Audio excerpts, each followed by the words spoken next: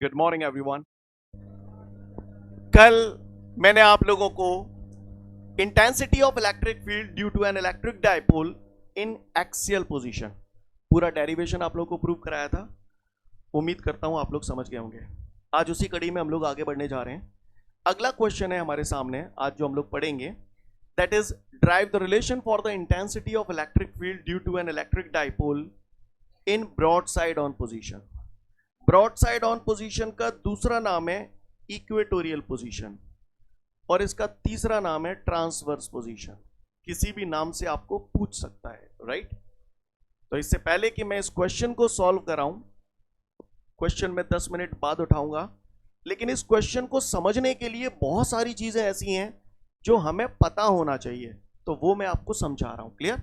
अगर वो समझ में आ गया आपको तो इस क्वेश्चन में कहीं कुछ नहीं है, और अगर जो समझा रहा हूं वो समझ में नहीं आया तो क्वेश्चन आपको समझ में नहीं आएगा। क्वेश्चन क्या है, आंसर क्या है, 10 मिनट बाद बात करेंगे। सबसे पहले इस क्वेश्चन को समझने के लिए जो चीजें जरूरी हैं हम वो समझ लें। तैयार है हम सब लोग? आ जाओ। मुझे बताओ, जब मैं इतने दिनों से आपको पढ़ा रहा हूं तो ये मैं ऐसे जो बनाता था इसको आप क्या बोलते थे? इलेक्ट्रिक डाइपोल बोलते थे, क्योंकि ये दो इक्वल थी, ये भी क्यू है ये भी क्यू है, इक्वल चार्ज है, अपोजिट नेचर के हैं, राइट? तो इसको हम लोग इलेक्ट्रिक डाइपोल बोलते थे। इलेक्ट्रिक डाइपोल में दोनों चार्जेस के बीच का डिस्टेंस आप 2L माना करते थे। ये मिड पॉइंट हुआ करता था O, ये मिड पॉइंट O है तो ये कितना हो जाएगा L। ये सब काम हम कल भी कर चुके हैं, ये भी L, राइट? सीन क्लियर है? सबको समझ में आता है? ये जो लाइन है जो दोनों चार्जेस को मिला रही है उसे हम लोग बोलते थे डाइपोल का एक्सेस। ये सर नो क्लियर है? दिमाग में छाप लो।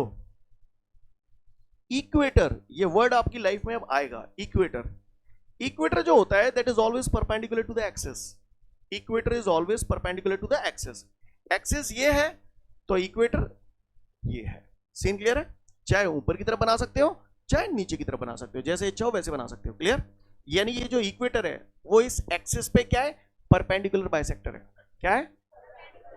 मेरे ख्याल से परपेंडिकुलर बाइसेक्टर तो समझते होंगे सब लोग। परपेंडिकुलर यानी ये 90 डिग्री का एंगल बनना है, बाइसेक्टर बोले तो जितना ये है उतना ही है, बाइसेक्ट कर रहा है, इक्वली डिवाइड कर रहा है। यस और नो? किसी को कोई दिक्कत?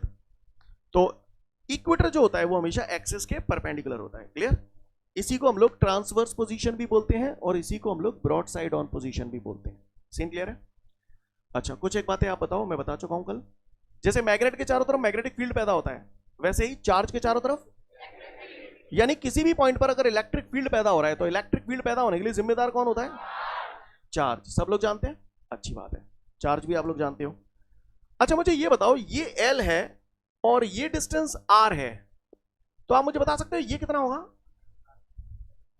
तो पाइथागोरस थ्योरम से निकाल सकते हैं हम लोग। ये हाइपोटेन्यूज है, हाइपोटेन्यूज हमें निकालना है, तो हाइपोटेन्यूज का square is equal to perpendicular square यानी कि R square plus base square यानी कि L स्क्वायर। H पे से स्क्वायर हटाऊंगा तो यहाँ अंडर रूट आ जाएगा। आ जाएगा नहीं आ जाएगा? तो ये हाइपोटेन्यूज हमारा आ गया under root R square plus L square. Got it everyone? सबको ये बात समझ में आ गई? ये कैसे आया? अच्छा, मुझे बता सकते हो ये कितना होगा?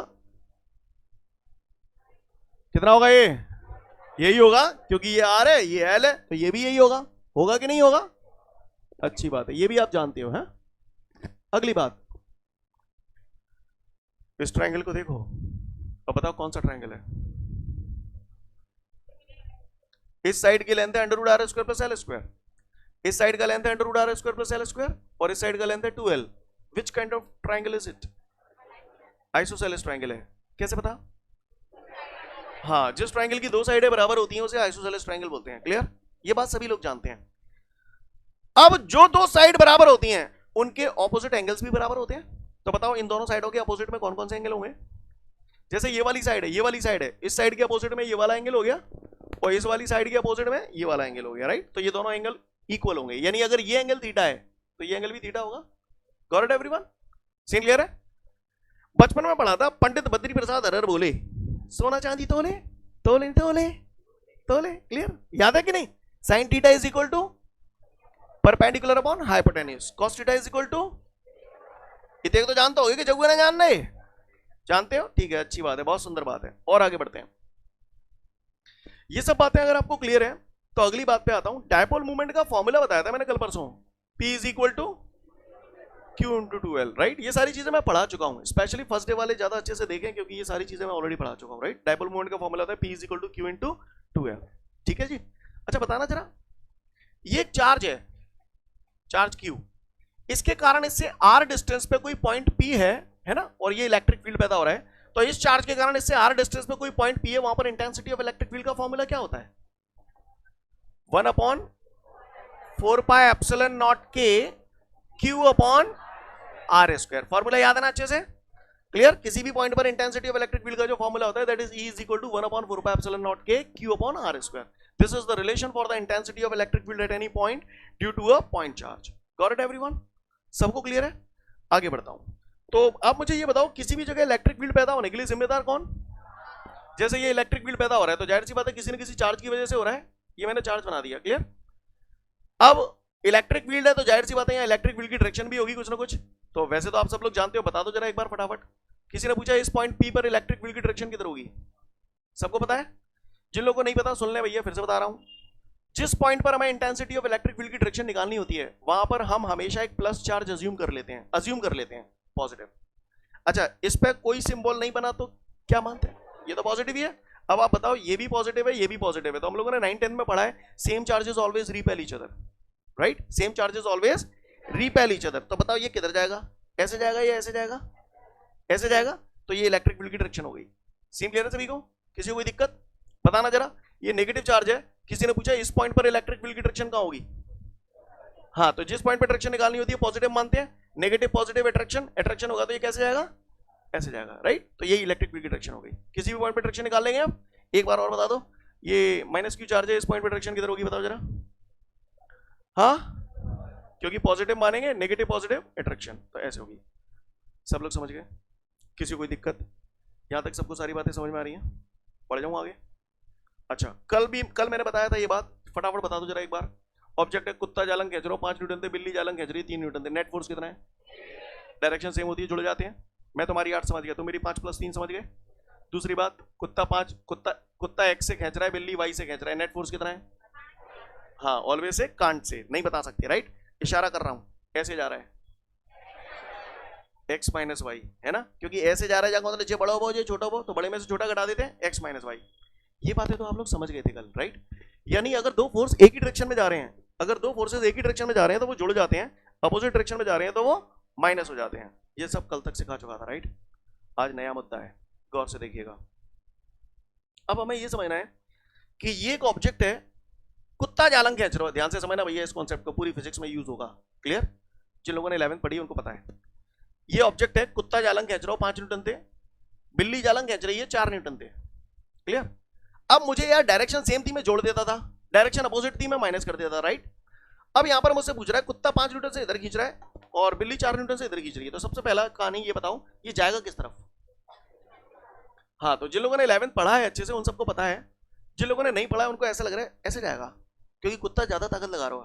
तो भैया वो लोग भी गलत नहीं है, कुत्ता इधर खींच रहा है इसे, तो सपोज करो थोड़ी बहुत देर में ऑब्जेक्ट सरक के यहां से यहां आ गया, लेकिन इतनी देर तक बिल्ली चुप थोड़ी बैठेगी, ताकत तो बिल्ली भी लगा रही है ना।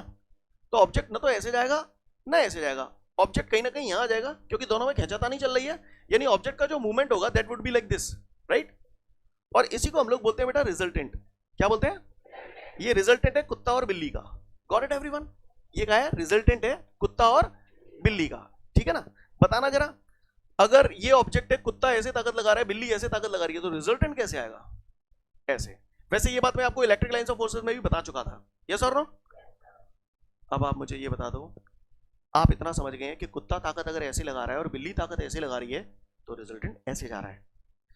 अगर कोई ऑब्जेक्ट ऐसे मूव कर रहा है तो इसका मतलब जरूर इस पे कोई ना कोई दो ताकतें लग रही हैं जिसकी वजह से ये ऐसे जा रहा है। सही बोल रहा हूं ना? सीन क्लियर है? तो बताओ वो दो ताकतें कौन कौन सी हैं? एक ताकत ऐसे लग रही होगी, एक ऐसे लग रही होगी, तभी तो रिजल्टेंट ऐसे जा रहा होगा। यानी ये रिजल्टेंट है जाका और जाका। बोलो भैया, सही बोल रहा हूं ना? ये रिजल्टेंट है इसका और इसका, ये सर रो। ये भी किसी न किसी का रिजल्टेंट होगा। किस किस का? जाका और जाका। सही बोल रहा हूं? इसको हम लोग साइंस की लैंग्वेज में बोलते हैं वेक्टर रिजोल्यूशन, जो आप लोगों ने 11th में पढ़ा था, राइट? किसी भी वेक्टर को दो कंपोनेंट में ब्रेक कर देना। क्लियर है? बात समझ आ रही? आप बताओ, कोई ऑब्जेक्ट अगर ऐसे जा रहा है तो ये किस किस का रिजल्टेंट है? इसका और इसका। मतलब आपको कभी भी कोई इंक्लाइन लाइन दिख जाए ना तो बस इसका और इसका रिजल्टेंट है। समझ पा रहे हैं मेरी बात को? ऐसा कर पाएंगे आप लोग? किसी को कोई दिक्कत? एक और बात बताओ भैया ये किस किस का रिजल्टेंट है? हाँ, इसका और इसका। सीन क्लियर है? ठीक है, करना पड़ेगा आपको 2 मिनट बाद ये काम, ठीक है? अब बताओ जरा, ये अगर ए है, कोई बताएगा नहीं, हैंड रेज कर देंगे जिन लोगों को पता है। ये ए है और ये एंगल थीटा है। 11th वाले जिन्होंने अच्छे से पढ़ा हुआ उन्हें पता होगा ये कितना होगा। कितने लोगों को पता है? Raise your hand. शाबाश, वेरी फ्यू ऑफ यू। जिनको पता है वेल एंड गुड, जिन्हें नहीं पता कहीं भी नोट कर लेना, क्योंकि पूरी फिजिक्स में लगेगा बार बार। सुन लो पहले, सुन लो पहले, समझ लो। ये रिजल्टेंट है इसका और इसका।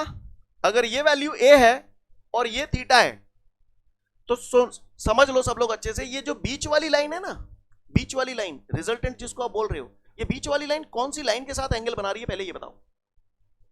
इस बॉटम लाइन के साथ एंगल बना रही है कि इस वर्टिकल लाइन के साथ एंगल बना रही है? इस बॉटम लाइन के साथ एंगल बना रही है। ये बीच वाली लाइन जिस लाइन के साथ एंगल बनाती है वो वाली लाइन हमेशा कॉस कहलाती है, यानी वो हमेशा कंपोनेंट जो होता है वो कॉस कंपोनेंट होता है, यानी मैं इसे लिख दूंगा a as it is cos theta, और बची कुछ लाइन जो हो जाएगी वो हो जाएगी ए साइन थीटा, राइट? एक दो बताओ जरा मुझे, ये बताओ ये रिजल्टेंट किस किस का है? इसका और इसका। अगर मैंने इसे ए बोल दिया और इसे थीटा बोल दिया, अब आप बताओ ये क्या होगा? ए, समझ में? क्योंकि अब बीच वाली लाइन इस लाइन के साथ एंगल बना रही तो ये कॉस होगा, यानी ये ए कॉस थीटा, और बची कुछ लाइन हो जाएगी ए साइन थीटा। आपको मेरी बात समझ में आ रही है? किसी को कोई दिक्कत? सब लोग समझ गए? बताना जरा। सपोज करिए ये E1 है, सोच समझ के जवाब देना। ये E1 है और ये थीटा है, व्हाट अबाउट दिस? हाँ, तो एक ही जगह E1 आ गया, तो E1 cos थीटा, ये E1 sin थीटा। समझ में आता है आप लोगों को? किसी कोई दिक्कत? फिर से बताओ। चलो, ये E2 है, ये थीटा है, तो ये E2 cos थीटा, ये जिनको नहीं पता 11th के पोर्शन में आप लोग इसको लिख लो, ये आपको पूरी फिजिक्स में यूज होगा। मैं रोज रोज नहीं समझाऊंगा, है ना? ये बीच वाली लाइन जिस लाइन के साथ एंगल बना रही है वो कंपोनेंट हमेशा कॉस होता है, बचा कुचा कंपोनेंट साइन हो जाएगा, राइट? क्लियर? इसको मेंशन कर लो जिन लोगों को नहीं पता। जिन्हें पता है कोई दिक्कत नहीं है, लेकिन जिन्हें नहीं पता तो वो प्लीज मेंशन कर लें, क्योंकि ये चीजें बार बार आएंगी आपके सामने।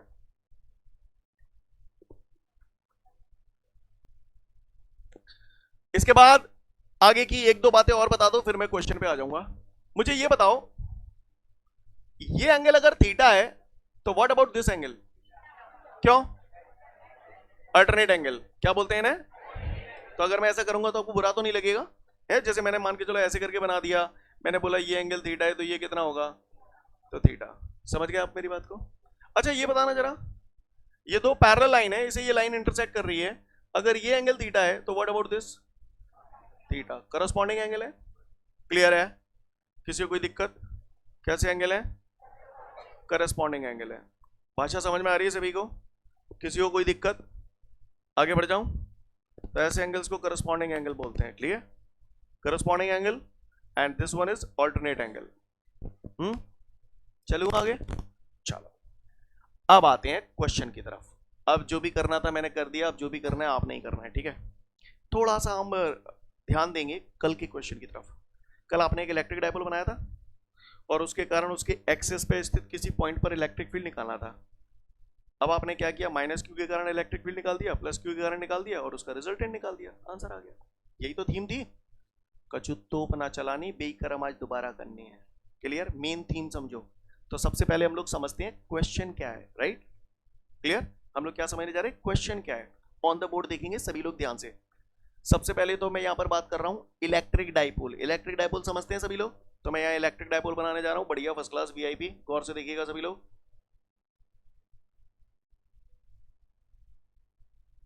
ये मैंने एक इलेक्ट्रिक डाइपोल बना दिया है, बढ़िया फर्स्ट क्लास। डाइपोल को मैंने नाम दे दिया है ए बी। ये डाइपोल का मिड पॉइंट है O, ये डिस्टेंस है 2L और ये डिस्टेंस है L। बोलो भैया, यहां तक किसी को कोई दिक्कत? सबको बात समझ में आ रही है?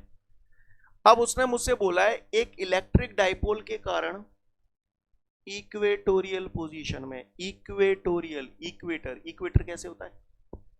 ऐसे होता है ना? तो मैंने इक्वेटोरियल पोजीशन में, यानी कि इस पॉइंट पर, है ना, वो कह रहा है इलेक्ट्रिक डाइपोल के कारण इक्वेटोरियल पोजीशन में स्थित किसी पॉइंट पर इंटेंसिटी ऑफ इलेक्ट्रिक फील्ड की वैल्यू कैलकुलेट कीजिए। क्वेश्चन समझ में आ गया?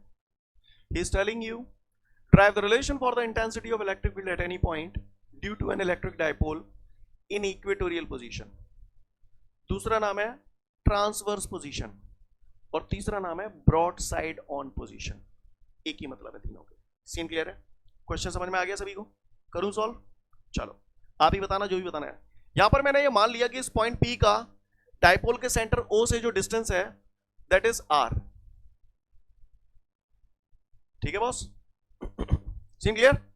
सिंपल, मैंने कुछ नहीं किया, इसको इससे मिला दिया लाइक दिस और इसको इससे मिला दिया। ठीक है बॉस? अब आप बताओ ये निकाल लोगे आप? कैसे आएगी? कितनी आएगी? √r² प्लस, समझ में आ गया बात सभी को? ये कितनी आएगी? दोबारा निकाल के बताऊं क्या? ठीक है, अच्छी बात है। √r² plus l²। Got it? कैसा ट्राइंगल है? कैसे पता? ये साइड और ये साइड बराबर है, ये वाली साइड तो 2l है, राइट? तो आइसोसेलेस ट्राइंगल हो गया। आइसोसेलेस ट्राइंगल में जो दो साइडें बराबर होती हैं उनके अपोजिट एंगल। अगर मैंने मान लिया कि ये एंगल अगर थीटा है तो व्हाट अबाउट दिस एंगल? कोई दिक्कत? सीन क्लियर है? अच्छी बात है। अब मुझसे कह रहा है इलेक्ट्रिक डायपोल के कारण मुझे इस पॉइंट पर इंटेंसिटी ऑफ इलेक्ट्रिक फील्ड निकालनी है, P पॉइंट पर। तो किसी भी पॉइंट पर इलेक्ट्रिक फील्ड पैदा होने के लिए जिम्मेदार कौन? चार्ज। तो इस पॉइंट पर अगर इलेक्ट्रिक फील्ड पैदा होगा तो किसकी वजह से होगा? कितने चार्ज हैं आपके पास? कौन कौन से? तो पहले -q के कारण इलेक्ट्रिक फील्ड निकाल लेंगे, फिर +q के कारण निकाल लेंगे। नहीं निकाल लेंगे? तो सबसे पहले -q के कारण निकालते हैं। ठीक है, गौर से देखिएगा। तो मैं यहां लिख रहा हूं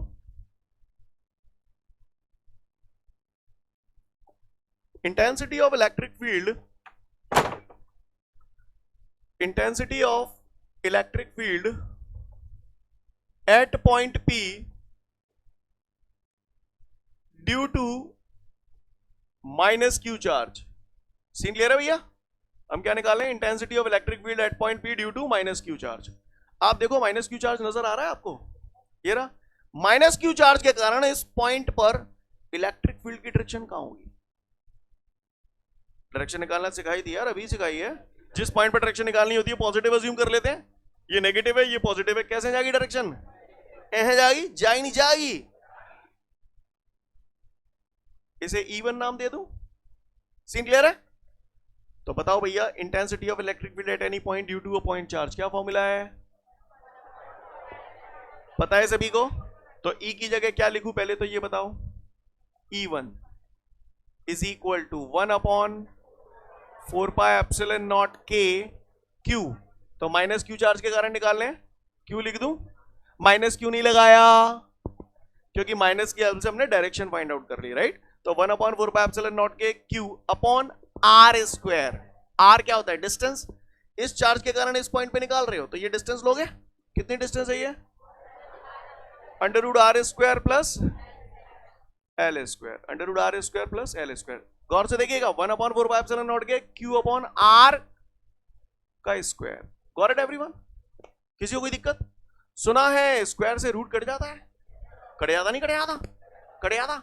इसकी डायरेक्शन कैसे आ रही है? ऐसे आ रही है या ऐसे जा रही है? ऐसे जा रही है। तो कहां से कहां की तरफ? P से A की तरफ। बोलो भैया।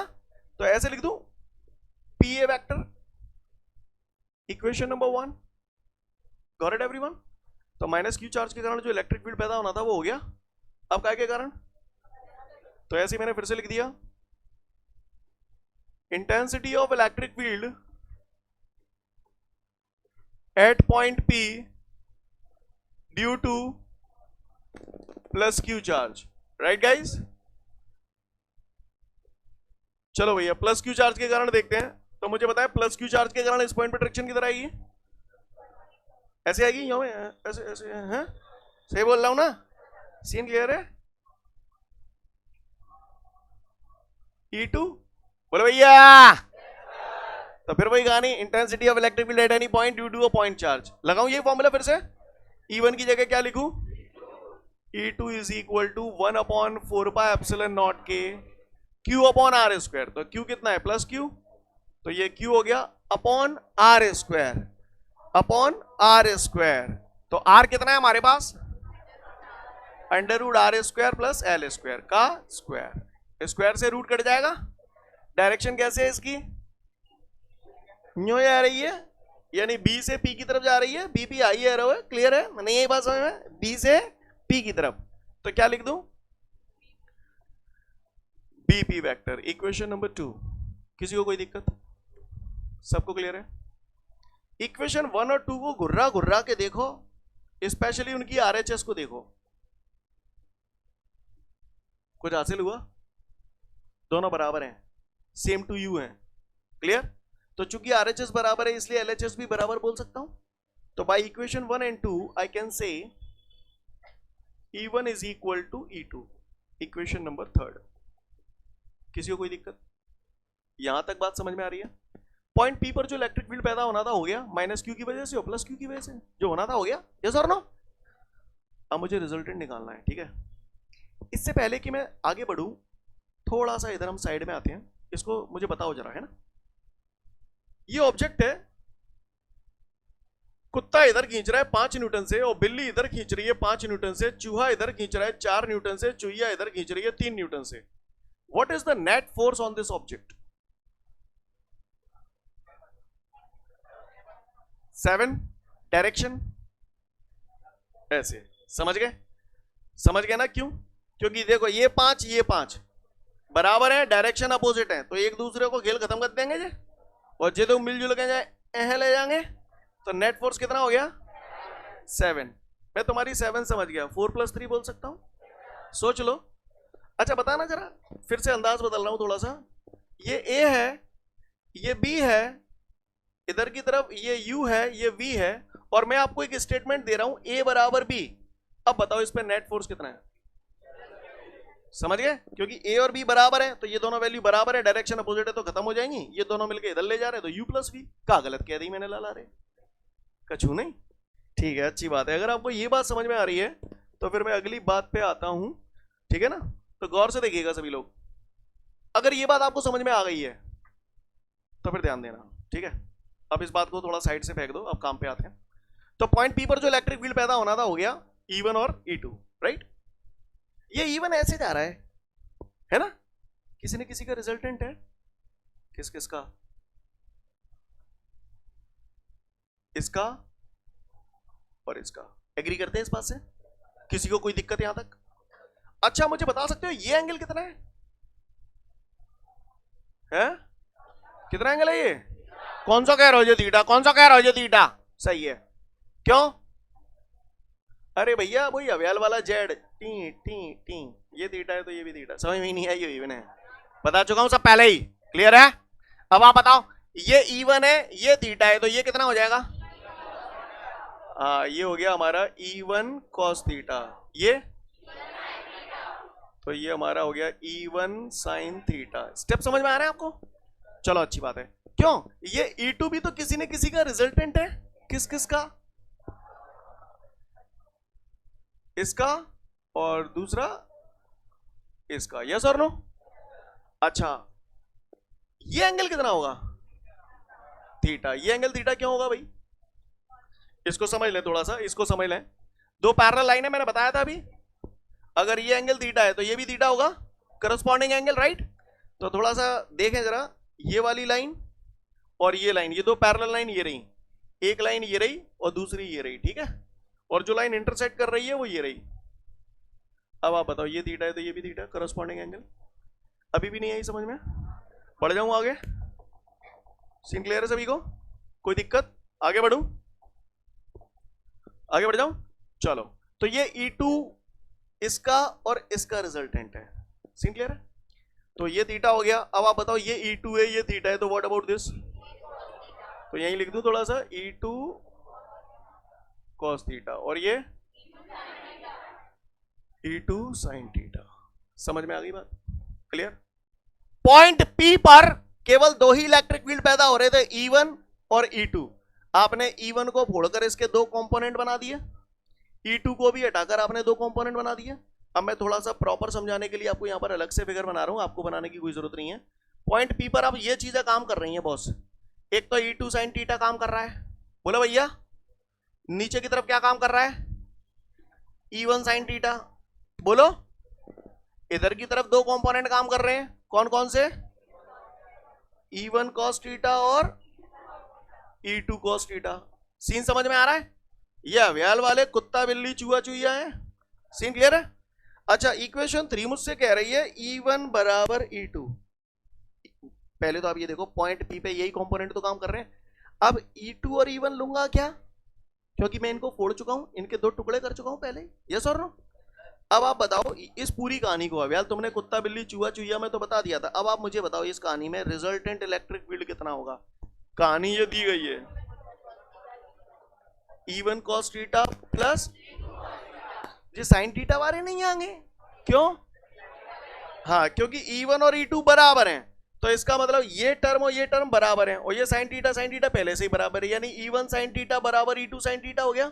दोनों की वैल्यूज बराबर हैं, डायरेक्शन अपोजिट है, so they will cancel out each other, right? अब बचे कौन? E1 cos थीटा और E2 cos थीटा, दो मिलजुल के जाए जालंग ले जाएंगे, तो net electric field P point पर कितना हो गया? हाँ, तो मैं यहां लिख रहा हूं net electric field, listen everyone, net electric field at point P is, तो मैंने लिखा E बराबर E1 cos theta plus E2 cos theta. Got it everyone? Scene clear है? किसी को कोई दिक्कत? E बराबर E1 cos theta plus E2 cos theta. चूंकि इक्वेशन 3 मुझसे कह रही है E1 बराबर E2 है, तो मैं चाहूं तो यहां पर E1 की जगह E2 लिख सकता हूं और E2 की जगह E1 लिख सकता हूं। सीन क्लियर है सभी को? सपोज करिए मैंने यहां पर E1 की जगह E2 लिखा, तो बताओ E1 की जगह E2 लिखूंगा तो ये भी E2 cos थीटा, ये भी E2 cos थीटा। समझ गए ना? 2E2 cos theta. मैं लिख देता हूं, कभी कई लोग नहीं समझ पाते। क्यों लिखा है मैंने ये? बिकॉज E1 बराबर E2। समझ गए ना सभी लोग? E1 की जगह E2 क्यों लिखा है? समझ में आई बात? स्टेप समझ में आ गया? E2 cos theta plus E2 cos theta, 2E2 cos theta. Direct भी लिख सकते थे, कोई दिक्कत नहीं है, ठीक है ना? पर कईयों ऐसे होते हैं जिन्हें समझ में नहीं आता, बड़े लोग हैं। E2 की वैल्यू है हमारे पास, क्या लिख दूं? 1/4 pi epsilon not K Q upon R square plus L square. यहां तक किसी को कोई दिक्कत? R square plus L square की पावर है क्या कुछ? है? नहीं है ना? अगर इसकी पावर कुछ नहीं है तो मैं 1 कंसीडर कर सकता हूं। किसी को कोई दिक्कत? बचा क्या है अब? सुना है cos theta is equal to base upon hypotenuse. आ जाओ जरा, ट्राइंगल देखो जरा इसको ध्यान से। ये ट्राइंगल है, cos थीटा का फॉर्मूला लगाना है, तो बेस कितना है? L, हाइपोटेन्यूज कितना है? √r square plus L square. तो आप गौर से देखिए, यहां मैं लिख देता हूं because cos theta is equal to base upon hypotenuse. Scene clear है? तो बेस हो गया हमारा L, हाइपोटेन्यूज हो गया हमारा √r square plus L square. तो पहले तो मैंने ये लिखा R square plus L square. अब चाहिए अपने को अंडर रूट, तो अंडर रूट आना चाहिए, लेकिन अगर अंडर रूट नहीं लगा रहा हूं तो अंडर रूट हटा के हमें मालूम है पावर 1/2 लगा लेते हैं हम लोग। यस और नो? तो अंडर रूट हटा के मैंने पावर कितनी कर ली? 1/2। स्टेप समझ में आ रहा है सभी को? किसी को कोई दिक्कत? सबको क्लियर है? तो आगे बढ़ रहा हूं। E बराबर 1/4 पाई एप्सिलॉन नॉट K, थोड़ा सा बताइएगा अब आप लोग। 1/4 पाई एप्सिलॉन नॉट K, ये मैंने एज इट इज रख दिया भैया, Q इंटू 2L रख दूं P, तो ये मैंने रख दिया P। R square plus L square, R square plus L square, base same होते हैं तो पावर ऐड हो जाती है, तो पावर 1 और 1/2 को ऐड करूंगा तो बताओ क्या आने वाला है? R square plus L square की पावर 3/2। सॉल्व करके बताने की जरूरत तो नहीं है ना? सीन क्लियर है? तो ये आपका रिलेशन आ गया इंटेंसिटी ऑफ इलेक्ट्रिक फील्ड का। सीन क्लियर है सभी को? आगे देखिए, फिर वही कहानी कल की तरह। If R is greater than L, R is greater than L की बात कर रहा हूं, इसका मतलब R यही तो है। अब R बहुत बड़ा है, इसका मतलब पॉइंट P जो है वो डायपोल के सेंटर से बहुत ज्यादा डिस्टेंस पे है, और उसके कंपैरिजन में ये जो एल है वो नेग्लिजिबल है, और फिजिक्स में जो चीजें नेग्लिजिबल होती हैं उसे हम लोग क्या कंसीडर करते हैं, जीरो। क्लियर? तो एल की जगह अगर मैं जीरो कंसीडर करूंगा यहां पर तो मुझे क्या मिलने वाला है, E is equal to 1/4πε0 K P। अब L की जगह जीरो प्लेस किया तो मेरे पास बचेगा r² की पावर 3/2, तो 2 से 2 कट जाएगा, तो E बराबर आपका आ गया 1/4πε0 K P/r³। कल जो रिलेशन आया था वो 2p/r³, आज जो आया है वो p/r³। सीन क्लियर है सभी को? यूनिट हो गई न्यूटन पर कूलम। कोई दिक्कत? बात समझ में आ रही है सभी को? इसकी लैंग्वेज बोल रहा हूं, ध्यान से सुनेंगे।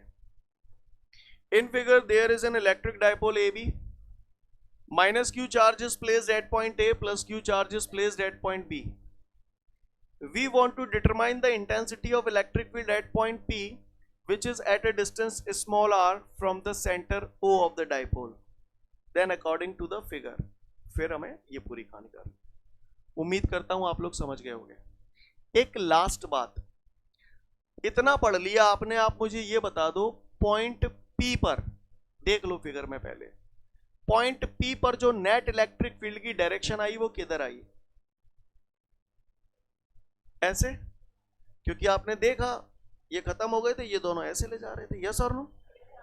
तो ये जो डायरेक्शन है parallel to the dipole axis, ये जो डायरेक्शन है that is parallel to the dipole axis. ठीक है, अब पैरेलल तो है, तो पैरेलल तो ऐसे भी हो सकती है, ऐसे भी हो सकती है, बस जामे कैसे? ऐसे। ऐसे हैं, इसका मतलब नेगेटिव चार्ज से पॉजिटिव चार्ज की तरफ या पॉजिटिव से नेगेटिव की तरफ, क्योंकि ये पॉजिटिव है ये नेगेटिव है, जा न्यो रही है, तो इसका मतलब पॉजिटिव चार्ज से नेगेटिव चार्ज की तरफ डायरेक्शन है।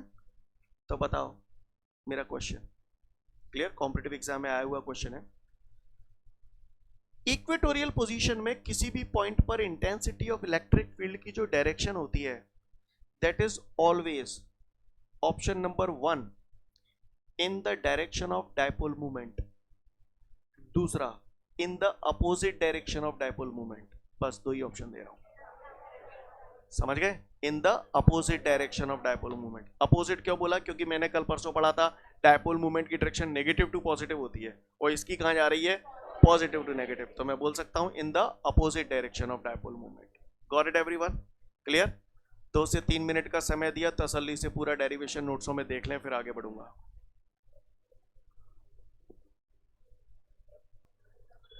ठीक है, तो फिर आज के लिए पर्याप्त है, कल फिर मिलते हैं। Thank you everyone, have a great day to all of you guys. जय हिंद।